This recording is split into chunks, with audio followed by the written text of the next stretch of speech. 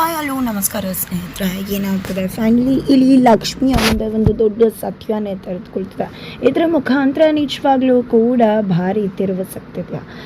ಜೊತೆಗೆ ಕತೆಗೆ ಮಹಾನ್ ಟ್ವಿಸ್ಟನ್ನು ಕೊಡುವುದ್ರ ಜೊತೆಗೆ ಕಾವೇರಿ ಎಂಟ್ರಿ ಆಗ್ತಿದೆ. ಏನಾಗ್ತದೆ ಇದೆಲ್ಲವನ್ನ ಕೂಡ ತಿಳ್ಕೋಬೇಕು ಅಂದರೆ ಈಗಲೇ ನಮ್ಮ ಈ ಚಾನಲ್ನ ಸಬ್ಸ್ಕ್ರೈಬ್ ಮಾಡಿ, ಹಾಗೆ ಒಂದು ವಿಡಿಯೋವನ್ನು ಪೂರ್ತಿಯಾಗಿ ನೋಡುವುದನ್ನು ಯಾವುದೇ ಕಾರಣಕ್ಕೂ ಕೂಡ ಮರಿಬೇಡಿ. ನಿಜವಾಗ್ಲೂ ಕೂಡ ಇಲ್ಲಿ ಲಕ್ಷ್ಮಿ ವೈಷ್ಣವನ ಮನುವನ್ನು ಕದ್ದಿದ್ದಾಳೆ ಅಂತಲೇ ಹೇಳ್ಬೋದು. ಯಾವಾಗ ಇಲ್ಲಿ ದೇವಸ್ಥಾನಕ್ಕೆ ಮದುವೆಗೆ ಹೋಗುವುದಕ್ಕೆ ಒಪ್ಕೊಂಡ್ಲು ಲಕ್ಷ್ಮಿ, ನಿಜವಾಗ್ಲೂ ಕೂಡ ಸುಪ್ರೀತಾ ಕೀರ್ತಿ ತುಂಬಾ ಖುಷಿಯಾಗಿಬಿಡ್ತಾರೆ. ಜೊತೆಗೆ ಲಕ್ಷ್ಮಿನ ತುಂಬ ಮುದ್ದಾಗಿ ಕೂಡ ರೆಡಿ ಮಾಡ್ತಾರೆ. ಈ ಕಡೆ ವೈಷ್ಣವ್ ಕೂಡ ರೆಡಿಯಾಗಿ ಹೋಗ್ತಿದ್ದಾಗ ಇಲ್ಲಿ ಕಾವೇರಿಗೆ ಭಯ ಶುರುವಾಗುತ್ತೆ.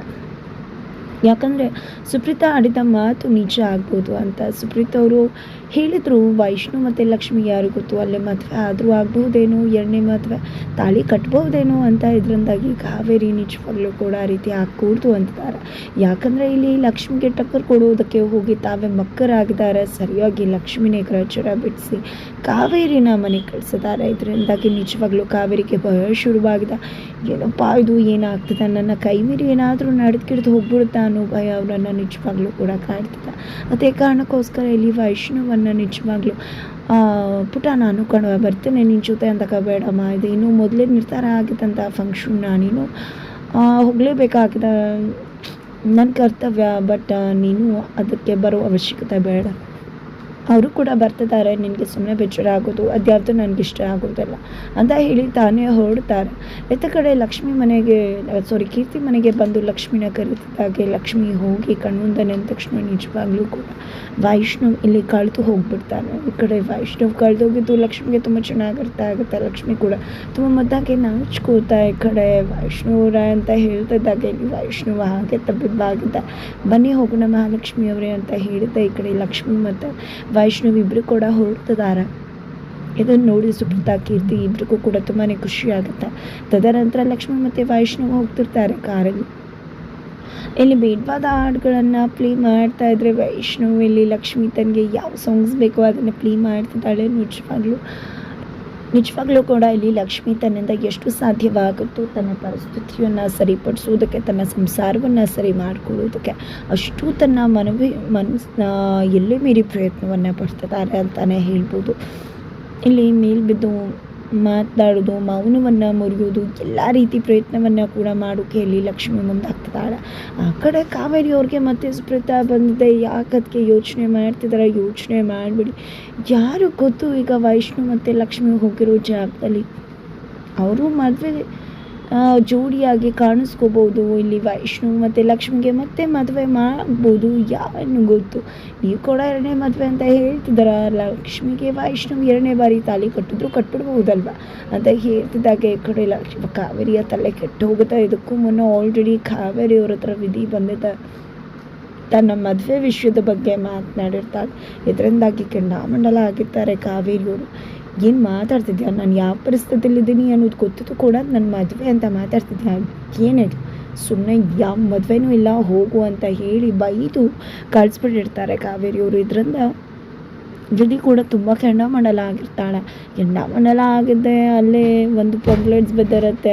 ಆ ಒಂದು ಪಾಂಪ್ಲೆಟ್ಸನ್ನು ಇಟ್ಕೊಂಡು ತಾನು ತನ್ನ ಬೇಬಿ ಜೊತೆ ಮದುವೆ ಆಗೋದು ಸಾಮೂಹಿಕ ವಿವಾಹದಲ್ಲಿ ಅಂತ ತೀರ್ಮಾನ ಮಾಡಿಕೊಂಡೇ ಬಿಡ್ತಾಳೆ. ಬಿಕಾಸ್ ಆ ಬೇಬಿ ಕೂಡ ಮತ್ತಾರೂ ಅಲ್ಲ, ಕಾವೇರಿಯ ಶತ್ರುವಿನ ಮಗ ಅಂತಲೇ ಹೇಳ್ಬೋದು. ಬಿಕಾಸ್ ಆತನ ತಂದೆನೇ ಇಲ್ಲಿ ವಿಧಿ ಹಿಂದೆನೇ ಬೆಳೆಸಿರೋದು.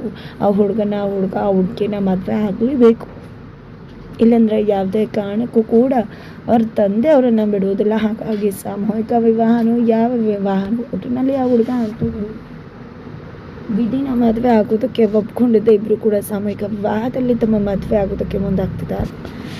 ನಂತರ ಇತ್ತ ಕಡೆ ಲಕ್ಷ್ಮಿ ಮತ್ತು ವೈಷ್ಣವ್ ಇಬ್ಬರು ಕೂಡ ಕಾರ್ನಲ್ಲಿ ಹೋಗ್ತಿದ್ರೆ ಈ ಕಡೆ ಲಕ್ಷ್ಮಿ ವೈಷ್ಣವನ್ನ ಮಾತಾಡಿಸೋ ಪ್ರಯತ್ನಕ್ಕೆ ಮುಂದಾಗ್ತಿದ್ದಾಳೆ. ಈ ಕಡೆ ವೈಷ್ಣವನ್ನ ಏನ್ರಿ ಸುಮ್ಮನೆ ಇರೋಕ್ಕಾಗಲ್ವಾ ಅಂತಿದ್ರೆ ಏನು ಸುಮ್ಮನೆ ಇರೋದು, ಸುಮ್ಮನೆ ಕೂರಿಸ್ಕೊಂಡು ಏನೂ ಮಾತಾಡ್ದೆ ಈ ರೀತಿ ಹೋಗ್ತಿದ್ರೆ ನಾನು ಕೂಡ ಏನು ಮಾಡಲಿ, ಬೋರ್ ಆಗೋದಿಲ್ವ ಅಂತೆಲ್ಲ ಲಕ್ಷ್ಮಿ ಮಾತಾಡ್ಸೋಕ್ಕೆ ಮುಂದಾಗ್ತಿದ್ದಾಳೆ. ನೀವು ಇದೇ ರೀತಿ ಅಂತಿದ್ರೆ ನಾನು ಇಲ್ಲಿಂದನೇ ಹೋಗ್ಬಿಡ್ತೀನಪ್ಪ ಅಂತ ಲಕ್ಷ್ಮಿ ಹೇಳ್ತಿದ್ದಾಗೆ ಏನು ಹೆದರಿಸ್ತಿದ್ದೀರಾ ಅಂತ ಕೂಡ ವೈಷ್ಣವ್ ಕೇಳ್ತಿದ್ದಾನೆ.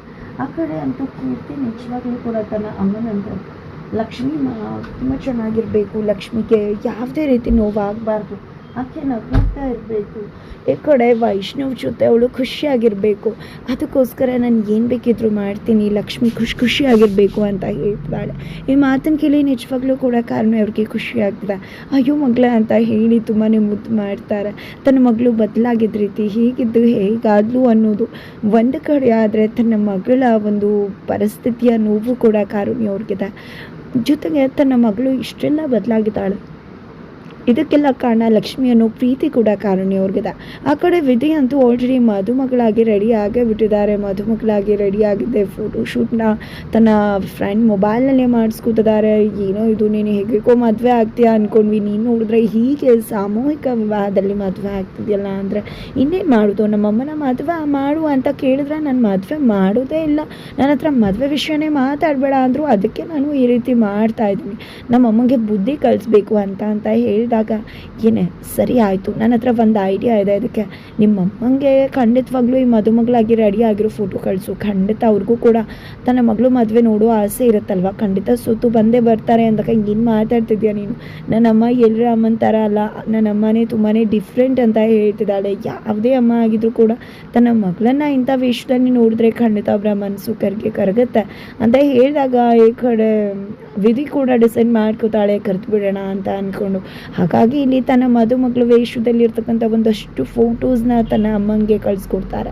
ಜೊತೆಗೆ ಈ ಕಡೆ ವೈಷ್ಣವ್ ಮತ್ತು ಲಕ್ಷ್ಮಿ ಬರಬೇಕಿದ್ರೆ ಈ ಕಡೆ ಲಕ್ಷ್ಮಿ ಆಡ್ತಿರುವ ಆಟಕ್ಕೆ ಈ ಕಡೆ ವೈಷ್ಣವ್ ಹಾಗೆ ಹೀಗೆ ಅಂತ ಮಾತಾಡ್ತಾ ಈ ಕಡೆ ತಿರುಗಿ ಆ ಕಡೆ ನೋಡಿದ ಆಕ್ಸಿಡೆಂಟ್ ಆಗಿಬಿಡುತ್ತೆ. ಆಕ್ಸಿಡೆಂಟ್ ಮಾಡೇ ಬಿಡ್ತಾರೆ, ಜನಗಳೆಲ್ಲ ಮುತ್ತು ಹಾಕ್ಕೊಂಡೇ ಬಿಡ್ತಾರೆ.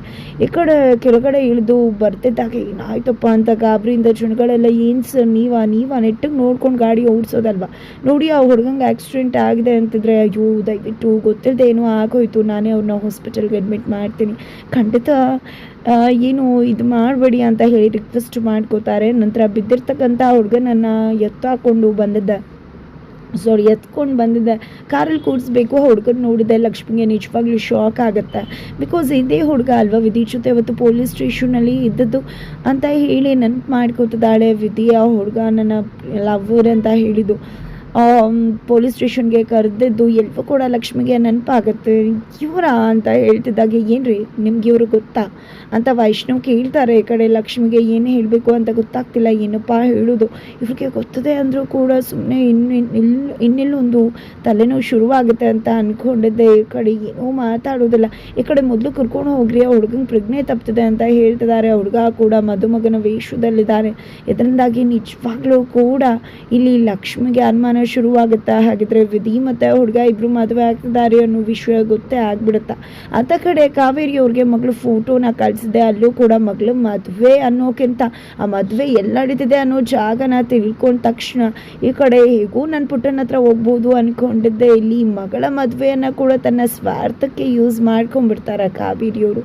ಅತ್ತ ಕಡೆ ಏನಾಗ್ಬೋದು, ಲಕ್ಷ್ಮಿ ವೈಷ್ಣವ್ ವಿಧಿ ಮತ್ತು ಆ ಹುಡುಗನ ಮದುವೆಗೆ ಅವರೇ ಸಾಕ್ಷಿ ಆಗ್ತಾರ ಅಥವಾ ಅವರಿಬ್ಬರಿಗೆ ಮದುವೆ ಆಗ್ಬಿಡುತ್ತಾ ಲಕ್ಷ್ಮಿ ವೈಷ್ಣವ್ಗೆ, ಏನೆಲ್ಲ ಆಗುತ್ತೆ ತಿಳ್ಕೊಬೇಕು ಅಂದರೆ ಮುಂದಿನ ವೀಡಿಯೋಗೆ ವೇಟ್